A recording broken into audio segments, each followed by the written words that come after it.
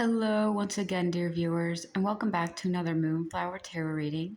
And today I'm going to be channeling messages from Mintaka, whether you identify as a Mintakan starseed or starseed in general. These messages are for you in the collective so that you know that whatever transitions or ordeals you're going through in life right now, you're not alone. And so I'm mostly going to be channeling some wisdom from that starseed origins. And if you're at all interested in learning more about it, I will definitely be putting up more videos. I identify as a Mintakan starseed, though I know it by a couple of other names. I did a lot of past life regression there. So I might interject some of my own experience or some of the lessons I learned there, but mostly I'm just going to kind of keep it open and free and do a little bit more talking during this channeling session. So I just want to thank you for being here and remind you to like, comment, and subscribe. It really does help out a lot. And I am looking forward to see what messages come through because in general there's this feeling of overcoming fears when it comes to a transitional stage in your life, and that's one of the main themes that came up. I will also link in the description below any songs that come up during my channeling, because Mintaka and Starseeds generally speak through song, at least my experience, because my experience was we were all underwater, and sound kind of has this weird way of traveling. So just think about, how dolphins and other like mammals and even fish species communicate on our world underwater. That's kind of how it was done. And if you resonate with the idea of communicating your emotions, feelings, or just being able to communicate a little bit easier through either listening to music, sharing music, or even writing music, that might be an indication that you are a Mintakan starseed. Or if not, if you do know your origins and it doesn't kind of, align with that, you might be from some other star systems. But just as a reminder of however you communicate, whether it's different or similar or not, it is valid. And keeping that in mind, a lot of the songs that have been coming through has to do with like finding fulfillment after walking away from a previous relationship or some sort of programming that hasn't been working, like a pattern of behavior growing up in your family of origin, or just in general, like if you have a hard time feeling like a human being on earth and your soul knows that it's kind of been in other places, or at the very least hasn't been here before, then it's absolutely valid to seek other sources that feel a little bit more clear to you, like communicating through music. And it's not such a strange occurrence to want to move in the direction of people who might get you. And I do want to kind of give a warning for kind of disclosure that sometimes when I channel star seeds, or sometimes when I channel specifically Mintaka, because I did spend a lot of time there and I reclaimed my memories, I might talk or channel in a funny way. My pattern of speech and sometimes my language might flow in and out between what I spoke there before. I will do my best to try to take it slow. And if I do speak another language, I will translate it. So it's just kind of one of those weird things. If you've had experiences with that, it's like, if even on this planet, if you felt drawn to a specific language, for a few of you, that might be an indication that you came from that culture before. Or if you just naturally pick up a language, especially if you do past life recollections or you dive into your past life, even trauma, like you might be picking up certain things before without even learning the language. It just means your soul has, and your soul is bringing that with you on this timeline.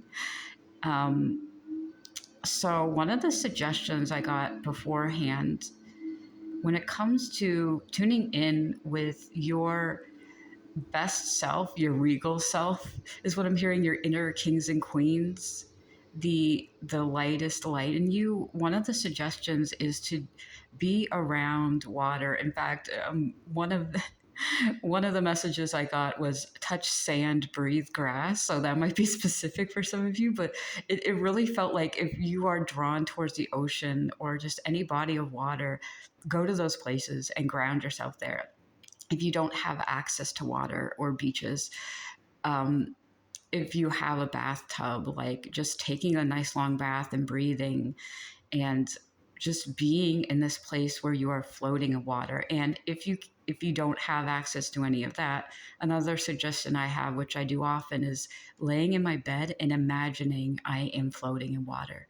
Just allowing myself to kind of do these deep breathing meditations and allowing myself to feel weightless, like I'm floating. And doing this alone when you have time to is going to be very beneficial because it's going to help you align with a part of yourself that is flowing and free and going to give you a better sense of movement. Because if you have been moving on from a specific situation, whether it's a relationship, whether it's a home, or you've been just kind of in survival mode, being in that state of just zen and meditation and peace is going to give you that state of mind to move forward effortlessly, to flow forward with wherever the universe is taking you and not resist it, not resist a change, even if you're in a dire situation, even if you feel like there's a sense of resistance from the people around you. Having that state of mind, that state of flow is going to keep you calm no matter how chaotic the world is around you.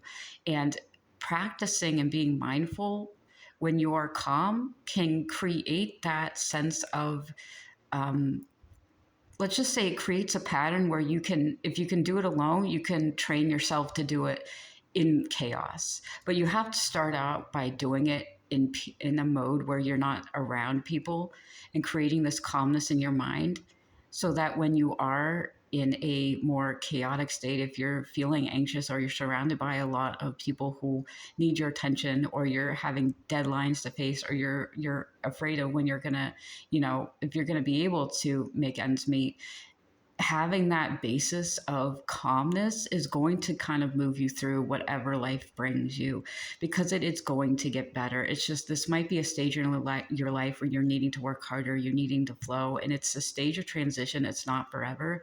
So let me get you some guidance of how to flow a little bit easier. Okay, so I've been told this is going to be your previous energy, your past energy. This is you from the past. This is you in the present. And this is what you're going to be facing in the future. And we're going to get guidance on top of that. So, in the past portion of your reading, you might have come from either financial stability before, so you knew it, or you might have always like grown up. You might have grown up poor in poverty. For some of you, you might have had a great like financial loss, especially during the pandemic. Like in 2020, there might have been like some stability that you lost, and your faith has been shaken. Like if you've seen it before and it's all of a sudden it's gone, there's going to be a little bit more fear and hesitation, especially like if you've been keeping an eye on your finances and you've almost been hoarding and holding on and scared of the future, which is right now more than ever, is that is valid. But understand that wealth is attainable and sustainable when we provide a sense of nurturing well-being and security within ourselves, no matter what happens with our material world. There might have been too much of a dominance in relying on the material and not enough having faith that you can like uphold your responsibility as a financially sustainable person or a caregiver or a parent or just your average worker. It feels like you were over reliant on this notion before that you would be able to maintain a certain sense of control over your wealth, financial well-being, and sense of stability, and that might have been shaken. I'm hearing to its core. There might have been an early childhood financial root where this sustainability did not get a chance to take hold. If your family was not financially responsible and you had to learn those lessons, or if you did have a lot of abundance growing up, and just your world was shaken. Overall, I'm getting the sense that you either didn't have a sense of stability or you lost that, and there's this fear that you are overcoming right now. You might be aware of this, and this is known to you. And the thing is, and when we're dealing with Mintaka Starseeds, like there wasn't like the sense of needing for the stability, needing like um, needing to have, needing the material. There was just, we are fish in the sea and we're going on instinct. Yes, there's a civilization. Yes, there's a language. Yes, there are family structures, but there's not this need for I have to have everything. It's like, you know, you're not the little mermaid coveting the things from on land. You're not that Ariel wanting a home above the sea because look at all this stuff they have. It's like, no, it's like what we have in front of us is good. And yes, we are intrigued by things outside of our knowledge, but we are not attached to it. We are not beholden to it. If we lose everything, we have each other, and that's all we really need. We need each other. We don't need a big fancy house or castle. We don't need an underwater throne. There are no thrones underwater. They're just people, and they're friends, and there's, you know, things that we eat, things that we don't, things that we save, things that we cherish. And it was just a sense of community, and just that's what we needed to sustain each other. And that's what I think you're learning you need more than and like anything else. And if you're not in the state of mind where you can see or receive that message, then this might not be for you. But overall, what we are seeing shift in the very fabric of our society is the need for community and upholding each other rather than coveting objects to maintain ourselves, to maintain our sense of well-being, to nurture the self, to nurture the body, to nurture the soul, and connections is what we need more than anything else. We don't need the fancy car. We don't need to be in a house. Yes, that will keep us safe, but fighting for your survival doesn't mean you have to have the best of the best. You can live in a place that, you know, might be run down, but you have a roof over your head.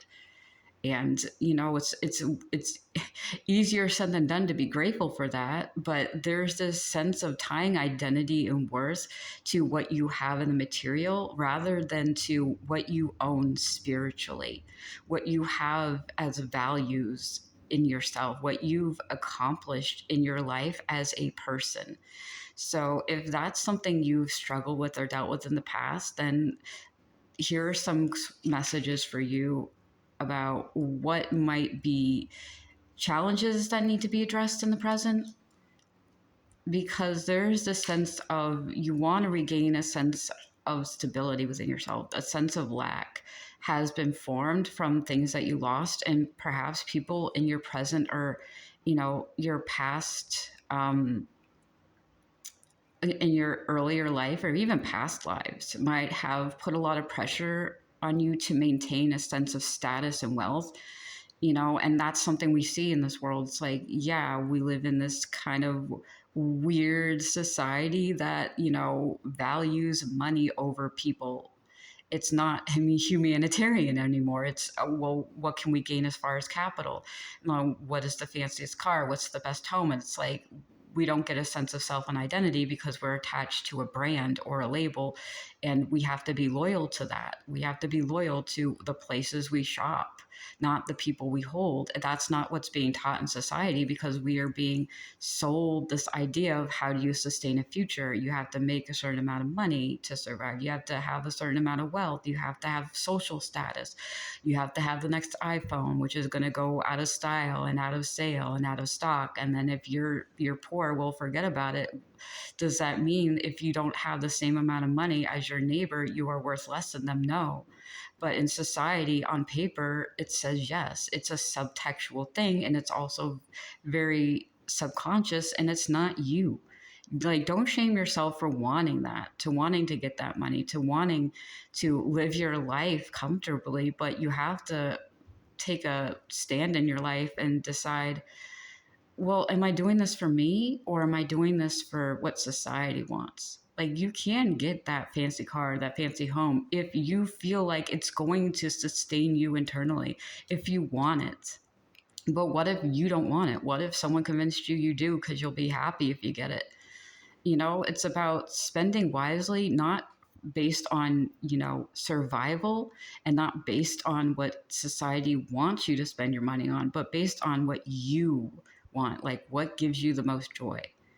Like if getting a car is going to make you feel happy because, oh yay, I can take my friends to go to these places, and I can, do this and that. It's like if it brings you joy, then do it. But if it's just to gain this like peg in the status of society, if it's just a symbol, then it's not fulfilling to you. It's not what you want. It's an empty want. Like it's like empty calories. It's like, am I eating this because it's going to like sustain me and give me nourishment, or is it because I'm bored and it's in front of me, and it's going to give me a little bit of serotonin? But in the long run, you're just going to be malnourished if your soul is craving things that are just empty, because society says, hey, get this, you'll be happy, and it's like momentarily yes, in the long run no, it's not sustainable. So spiritual energy is kind of looking at what you want and really assessing if those wants come from within or outside of you, and then making a choice accordingly, and just taking a step back and being like, did that bring my soul joy? Am I going to be happy in the long run? Or was that decision to either be in that relationship or buy that car or get the latest gadget, was that based on just this need to fill a gap, this need to like to just get fast food? And so there's this I think in a sense God is saying you need to go on a spiritual diet and really cleanse the things in your life that were placed in front of you but don't really serve your soul. And then once you take a step back and really connect with yourself, you can come back and say, well, actually, you know what? I kind of want this new thing because it's what I want. I kind of want this job. I actually do like this person. And I feel like that is going to help you go through this phase in your life where everything's up in the air. You're wanting the sense of stability, but a lot of it is doesn't seem to be coming to you. And I'm getting this feeling that a lot of it might be in your mind right now. You might be overcompensating, like with this Two of Wands, you might be overcompensating for something that you lacked a long time ago, and now all you see in your life is lack. You don't really see what's in front of you, and this might be some shadow work you could be doing, like calling upon, like if you are a Mintaka Starseed, call upon your ancestors, or just in general, the spirits from Mintaka want you to know that it's not easy to unlearn these lessons, and it's also not uneasy to get out of a lack mindset and mentality. But one of the biggest suggestions I usually make is kind of write down a gratitude list. Like, what do you have in your life that you're grateful for? List all the things that you wanted and you got in your life, put it on paper and look at it in front of you. Then list all the things that you don't have or you want to have. And then write a list of how the things you have make you feel and what it feels like to not have something, and just kind of have it laid in front of you. Get it out of your head so that you can see it in front of you and say it out loud. Like, for example, if you write down a list, and I'm getting cars, so some of you might be wanting to purchase a car, getting car insurance, or it might be a little bit higher because you got a high value car. Like, if that's something you wanted, like a luxury vehicle, and you can afford it, but if you wrote it down as part of your gratitude list and you don't have positive feelings for it, or you still feel lacking because you have to pay a higher premium or you have to pay higher, it's like, is it good then necessarily? Do you feel fulfilled? And I think whether you do or not, just at least for you and your sake, write it down. And remember, all this is for the sake of self betterment and you choosing what is right for you and not shaming your choices. Because we all came here to live our lives, to play in this playground we call Earth. And that's the beauty of kind of being a Mintaka starseed, and returning back to my origins is remembering a time where we didn't work, we played. We swam in the oceans. We were free. And while we did want to explore the land, while we did have that same sort of a wanderlust like Ariel, it really was just for the sake of seeing something outside ourselves, the sake of curiosity, not survival. Like the most we did to survive was to escape a group of sharks, but it's like other than that. The other thing I did want to mention though, if you've been awaking to your starseed origins, especially Mintaka, sometimes the reason why past life memories come up during certain stages in society is because of trauma that was sustained in that life. So I'm going to give an example of why I woke up in 2020. It was because we were seeing both ecological disasters and civil unrest, and it was triggering memories during a time where basically there was a giant ecological disaster, and a lot of us who were underwater could no longer survive there. And it got to the point where most of them either kind of passed away or had to evolve to be able to get out of the water. And that took probably thousands of years. I don't remember, but I do remember there was a short period of time where everything went dark and we couldn't breathe. So when I was seeing everything happen, I remembered that, oh, I'm afraid what's going to happen here. And it wasn't because I was specifically remembering the time where everything went dark. I was feeling that.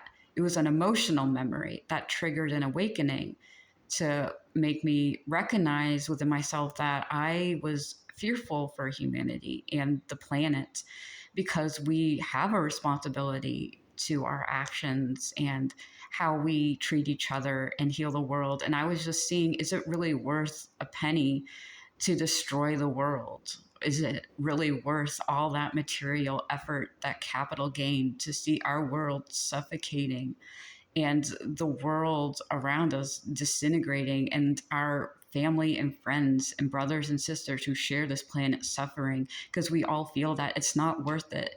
Like, there's not enough money in the world. Money does not matter. The material world does not matter. We do. Our souls do. Our emotions do. Who we are matters.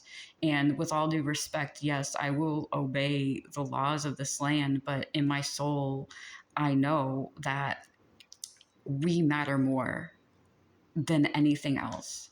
Our souls, who we are, the animals, the planets, the plants, this planet, like, is worth more than anything in the material world, as far as an object to be sold and as far as a life to be sold.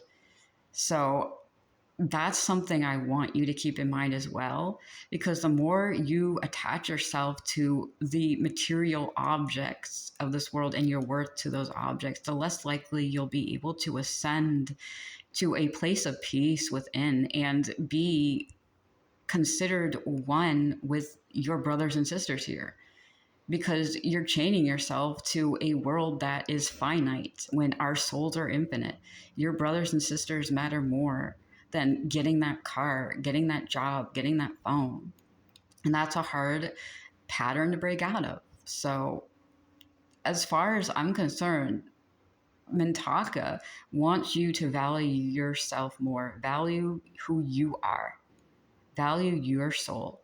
And then you'll see the value in others, because that's exactly what's going to sustain you no matter what you have. Like, you can still manifest beautiful things into your life, into your world, and that's valid. But do it for your soul. Do it because your soul matters more than the material object you want to gain or the relationship status you need to have. Like, none of that matters in the end. We can't take that with us to the next world.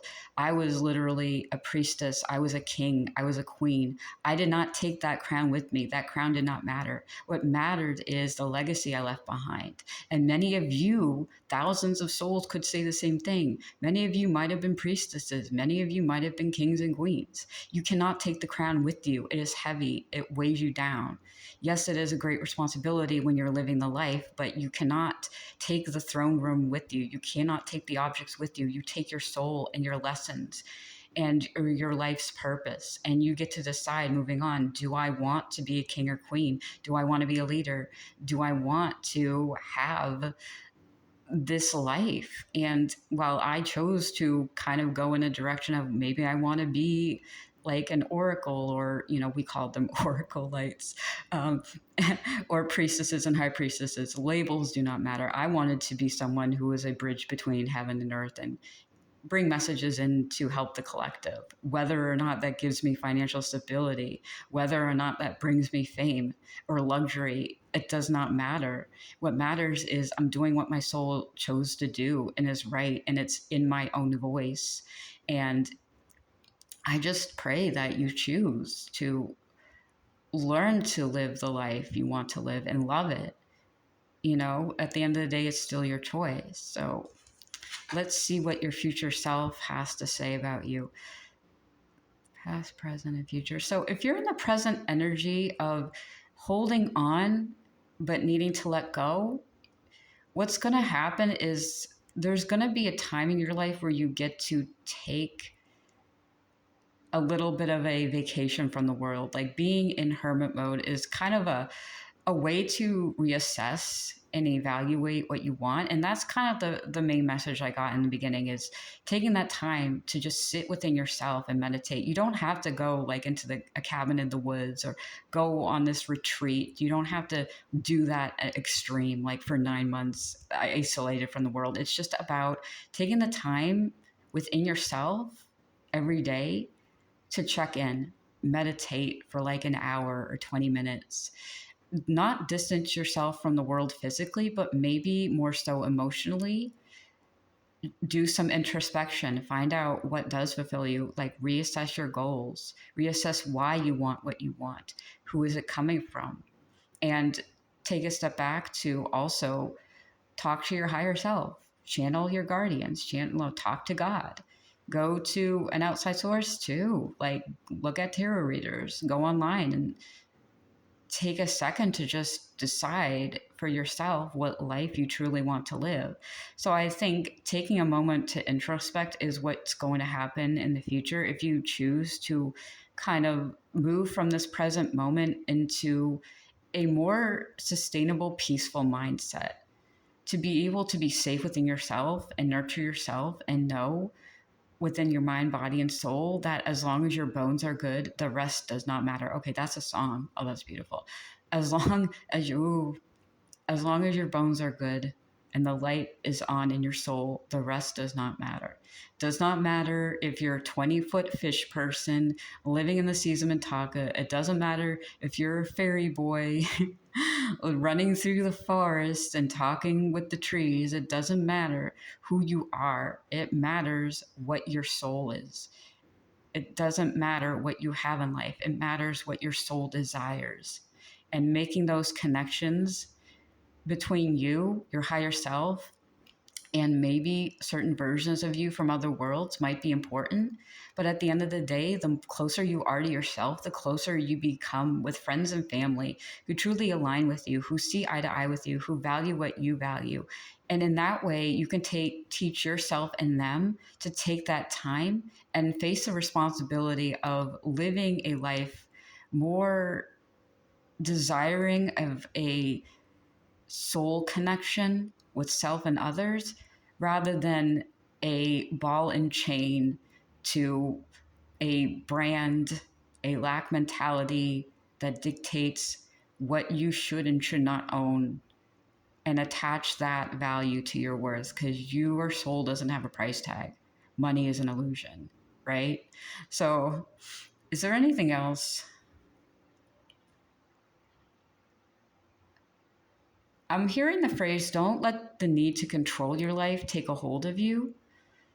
And it's not easy to release control in a lot of situations. Yes, we do have to do the work to make things work, to sustain ourselves. But when all is said and done, don't control more than what you can or what you should.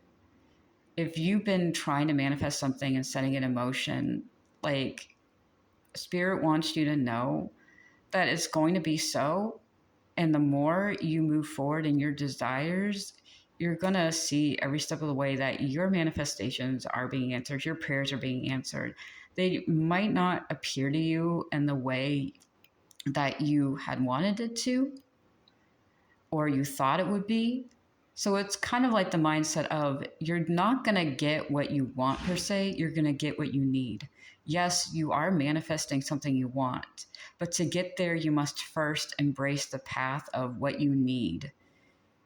Because I hope that makes sense. Um, yeah, so in order to get what you want, you must first do what you need, is the message coming through. And what you want and what you need might not be the same thing. And you might discover that when you do get whatever manifestation or whatever you're looking for in life, if you do receive it, you might find that it doesn't really fulfill you as much as you thought. And I can use an example from my life. Like, I had wanted to manifesting connections before, and I technically did, but I was starting from a place of a lack of self worth and still had patterns within me from my family. And a lot of it was based on attachment wounds and styles. So I would be very overly clingy and anxious with people who were destructive and kind of mean towards me, let's say, in the way I was used to. And then I would be avoidant of those who were actually genuinely safe, because it was not something I knew. It was not a pattern of behavior. It's like the whole mentality of, if someone loves you, they hurt you, was what I was raised to believe. And if someone is safe, they're not loving of you because they're giving you permission to be you, and that's not a good thing. That was literally something I had to unlearn 4 years ago. And it sounds really weird saying that now, but that was truly something that was a pattern behavior that I believed. And I still struggle with the belief of thinking that if someone is in my life, they need to prove they love me by keeping me in check. Like, they need to control me. So I was still manifesting some sort of connection with other people, both friendships and also like deeper relationships, from the state of mind that these people would be expected to hurt me in such a way, be respected, expected to control me, when that's not what I need. So, yes, I did manifest people who were exactly like that. But then I realized, oh, wait a minute, I don't really, that's not good for me. So I started doing the inner healing work, and I had to step away from certain people, and I had to reevaluate, what is a healthy connection? What do I want? What do I have to contribute to a relationship? What brings me more joy and fulfillment, you know? And once I took a second to recognize that, new people started coming in, and there were a little bit of repeats and mirrors to what I had faced in the past. But the only thing that changed was how I reacted to that, how I interacted with the relationship itself, how much I gave. And, even if I had to relive some of those like more toxic and even destructive relationships, I just knew I was okay. Like, I still have some wounds, of course, but I'm not going to be attracting people who are like that anymore. So I hope that helps you when it comes to manifesting, that even if you get to an end point, it's not going to be the end all be all. You're going to be able to receive better once you understand that what you want and what you need might be two different things, but you have to make that choice for yourself. So this is all I have for you today. I want to thank you so much for watching. Again, dear viewers, leave in the comments if you'd like to see any more of these starseed readings, or if you'd like to go more in depth to now Mintaka or other starseed origins. I am here for you, and I am just very grateful that you're here on this journey. And I pray and send all my love to you to live your best life. And I'll see you in another reading.